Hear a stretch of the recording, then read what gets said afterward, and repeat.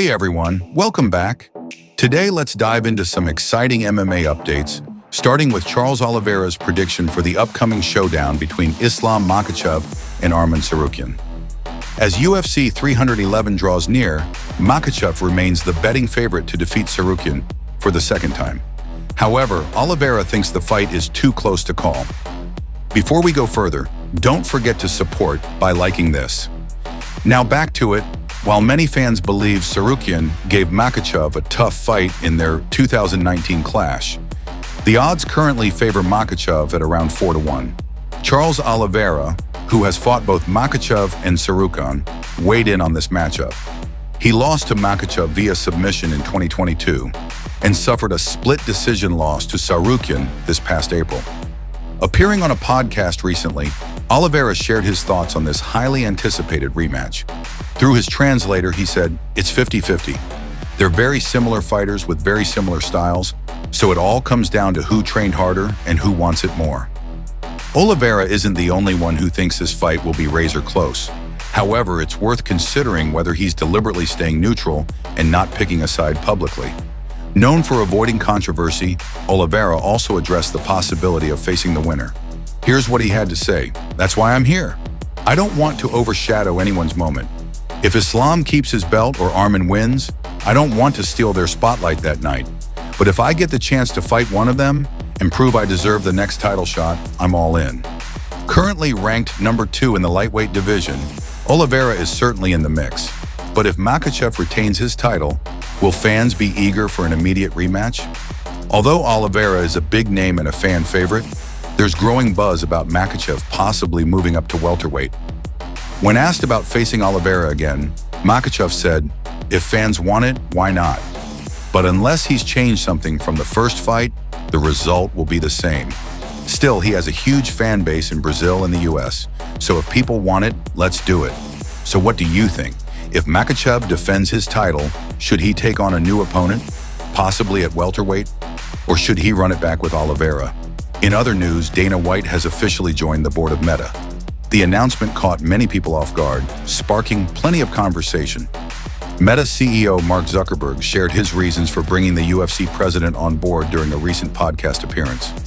Zuckerberg explained, "I want the best entrepreneurs, people who've built incredible things. Dana is one of those people. He turned the UFC from something small and controversial into one of the fastest growing sports in the world. When he started, people were trying to ban it, and now it's got millions of fans worldwide. What Dana has done with the UFC is nothing short of legendary. The brand is loved, and he's a tough, old-school guy with a strong vision." While some critics might argue that this view of MMA's history is a bit simplified, there's no denying White's impact on the sport. Of course, credit also goes to others like the Fertitta brothers, who provided the funding to grow the UFC, and promotions like Pride in Japan, which also brought millions of fans to MMA. If you've been following Mark Zuckerberg, you know he's a big fan of MMA and even trains in the sport. There was a lot of buzz online at one point about a potential fight between him and Elon Musk, but as expected, that never happened. However, Zuckerberg is still open to stepping into the cage someday. Speaking on a podcast, he said, "I want to have an MMA fight, and I think I'll do it at some point. But let's see. 2025 is going to be a very busy year for me with work on artificial intelligence. To fight, you really need to get into the mindset of competing and preparing to face someone." Would you be interested in seeing Zuckerberg take on an MMA fight? A big rivalry is brewing between Umar Nurmagomedov and Merab Dvalishvili ahead of their fight at UFC 311. According to Umar, Merab is creating drama to hype up the fight and rally his fans. After Umar's win over Corey Sandhagen in August, he campaigned hard for a title shot, which didn't sit well with Merab. Merab repeatedly dismissed the idea of Umar being next in line. Once their fight was finalized for January 18th, the tension between them only grew. Recently, Merab told a sports outlet about a heated exchange they had. "When I met him before the press conference, I asked, 'Why do you disrespect me?' And he replied, 'Because I want to. What are you going to do about it?' I wanted to punch him right then and there, but we were at the UFC facility with too much security around us.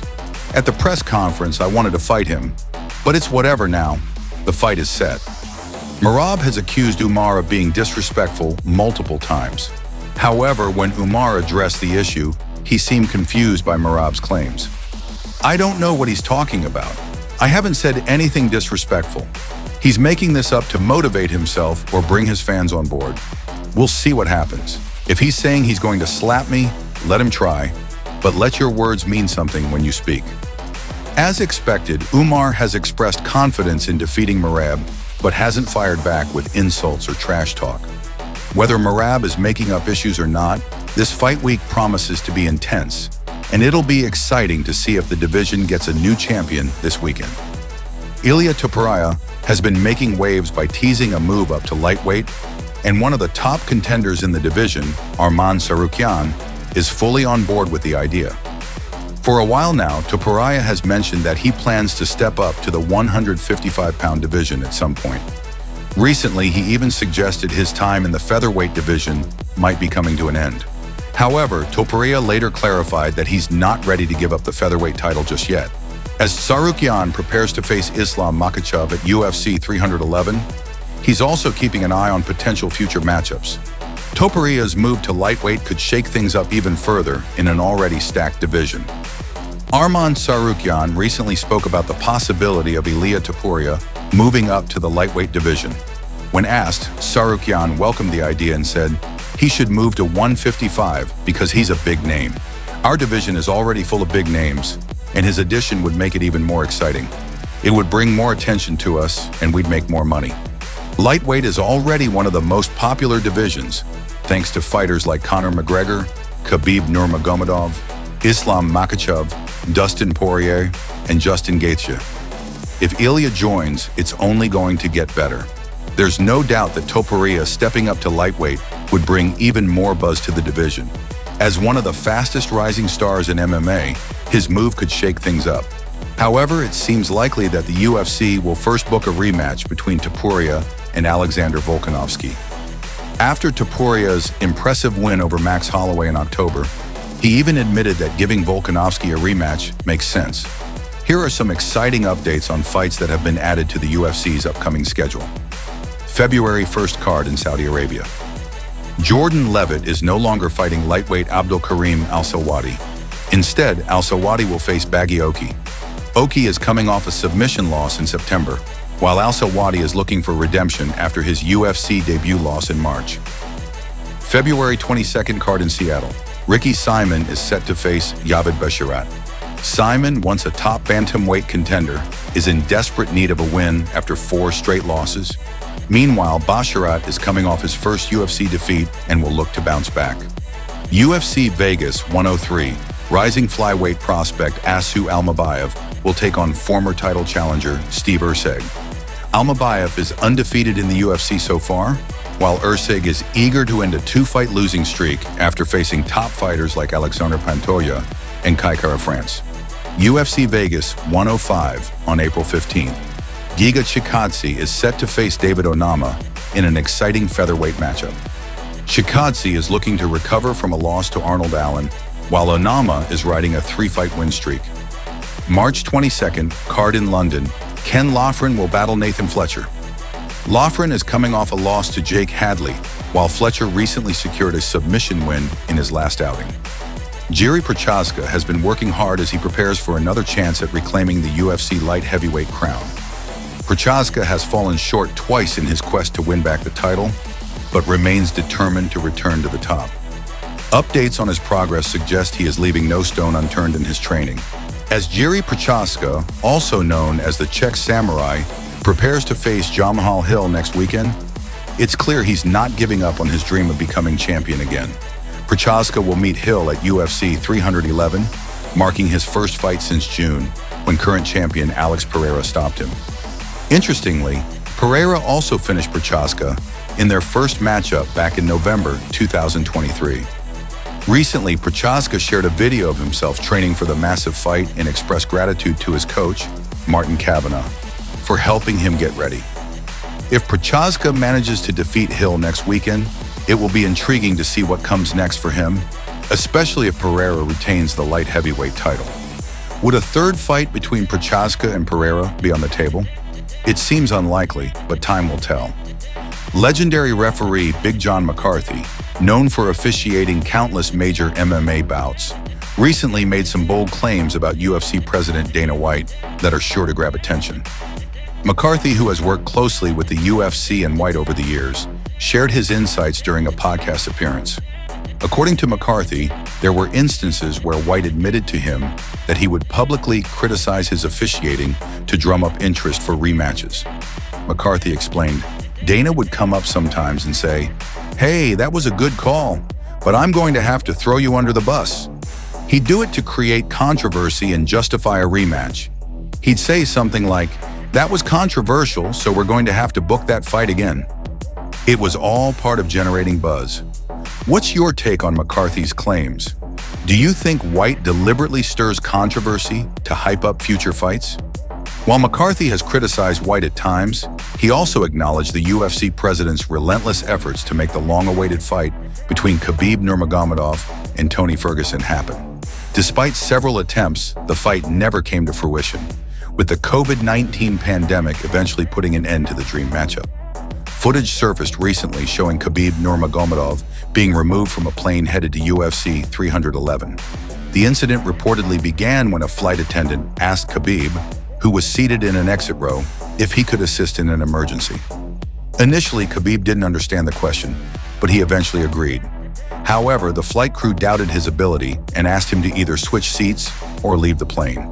This led to a disagreement, and Khabib was ultimately escorted off.